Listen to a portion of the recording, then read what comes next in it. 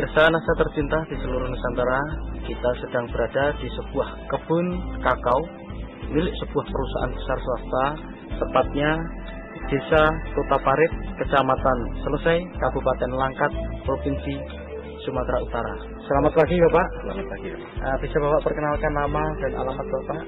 Nama saya Budianto, alamat di perumahan kebun ini, dan tepatnya di Desa Kota Parit, Kecamatan Selesai, Kabupaten Langkat. Berapa luasan dari kebun ini Pak? Luas ini 370 hektar. Umurnya itu variasi antara 15 sampai 20 tahun, tapi yang banyak di 20 tahunnya. Jenisnya yang dipakai adalah jenis Strollo dan Forastero. Sudah menggunakan produk NASA? Sudah. Apa saja Pak? Yang digunakan di sini adalah NASA sama hormonik. Saya gunakan dengan spot. Untuk dosisnya? Ya, dosisnya 4 tutup per cap ditambah 1 tutup hormon. Itu Bapak gunakan berapa luasan dan berapa habisnya Pak? Yang saya gunakan kurang lebih 150 hektar. Nah, itu menggunakan 200 pasang per bulan. Kemudian untuk luasan 370 hektar ini sudah menggunakan produk NASA, itu berapa blok Pak? Saya coba sudah kurang lebih 60% dari luasan itu sudah menggunakan produk NASA. Tapi saya aplikasikan mulai bulan Januari tahun 2005. Untuk intervalnya Pak, interval pemupukan NASA yang Bapak lakukan untuk kebun ini, itu bagaimana Pak? Ya, jadi kita sesuaikan dengan tren produksi yang ada di Sumatera Utara. Itu tren produksi pada bulan Agustus sampai dengan bulan Maret, sehingga saya gunakan pas musim bunga di bulan Februari sama Maret untuk merangsang bunga di situ. Dan aplikasi kedua nanti di bulan September Oktober untuk semester 1 tahun depannya. Selain pupuk dari NASA, Bapak masih juga menggunakan pupuk kimianya Pak ya? Masih. Biasanya itu dalam 1 tahun itu Bapak menggunakan untuk per pokok berapa Pak? Itu sesuai dengan rekomendasi. Kita memang melakukan rekomendasi tiap 2 tahun sekali. Jadi untuk urea itu 600 gram yang diaplikasikan 2 kali. SP sama KCL masing-masing 100 gram juga diaplikasikan setahun 2 kali. Kemudian kalau dilihat Pak ya, tanaman di sini, jarak tanamnya berapa ini Pak? Ini memang bekas tanaman karet yang ditanami di bawahnya dengan cara nanam biji atau yang dikenal dengan seed head stick. Jadi jaraknya itu variasi, ada yang 1-2, ada yang 2-4. Dengan kerapatan pohon, kalau yang tanaman rapat gini sampai 1.500, tapi yang untuk ukuran 24 sekarang rata-rata populasi tinggal kurang lebih 800 pohon per hektar. Kemudian dilihat dari naungan Pak, kayaknya di sini juga lumayan cukup banyak naungan. Ini kira-kira apa saja ini Pak pohon naungan di sini nih Pak? Ya, ini kita untuk naungan coklatnya yang pokok itu menggunakan Clearicide, tapi untuk buffer untuk angin itu menggunakan mahoni.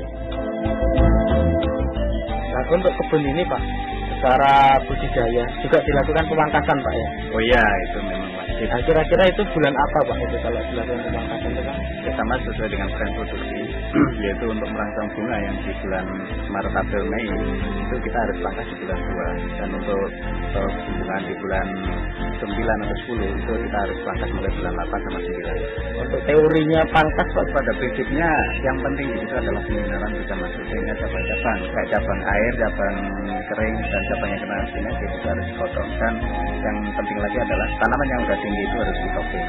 Setelah Bapak menggunakan produk dari NASA ini Pak, apa yang Bapak rasakan atau yang Bapak lihat perkembangan dari tanaman atau kebun coklat Bapak ini Pak? Dari segi pertumbuhan vegetatifnya dari daun memang ya cukup menggembirakan, yaitu cukup subur, dan dari bunga-bunga yang mentil yang muncul, jadi itu juga kenaikan produksi. Dari tahun sebelumnya itu ada kenaikan kurang lebih 20%. 20% ya Pak, kenaikannya ya dari tahun lalu. Kemudian yang lain Pak, Bapak sudah menggunakan produk NASA dari pupuknya. Nah, kemudian untuk agensi hayatinya, Bapak sudah menggunakan belum Pak? Sudah kita coba beberapa blok untuk persiapan jangka panjang, tapi masih diamati untuk perkembangan tingkat serangan hama dan penyakit yang ada di sini. Jadi belum bisa Bapak sampaikan di sini ya? Belum. Ya. Pakai apa Pak ini? Untuk perkembangan Phytophthora jamur itu menggunakan bio, Dan untuk hama saya coba dengan menggunakan Rexona yang saya campur dengan Aero. Pada buahnya itu ada perubahan secara kualitas atau tidak, Pak? Secara kualitas memang ada ya, terutama untuk yang kena serang hama penyakit itu sekarang menunjukkan tanda-tanda ada penurunan, dan biasanya mecah itu kulit buah itu keras, ini agak mudah. Dan yang menggerakkan lagi itu dari rendemen itu ada kenaikan, itu biasanya itu 33 sampai dengan 35, ini bisa ke 37-38%.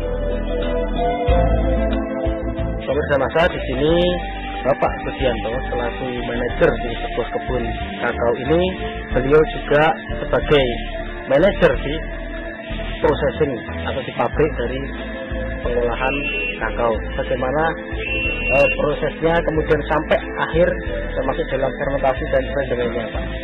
Setelah buah dipanen dari lapangan itu siang hari atau sore hari tergantung dari siapnya panen, itu diangkut ke pabrik. Nah, di sana buah kakao tadi langsung ditimbang berapa prosesnya dan langsung dimasukkan ke dalam kotak fermentasi.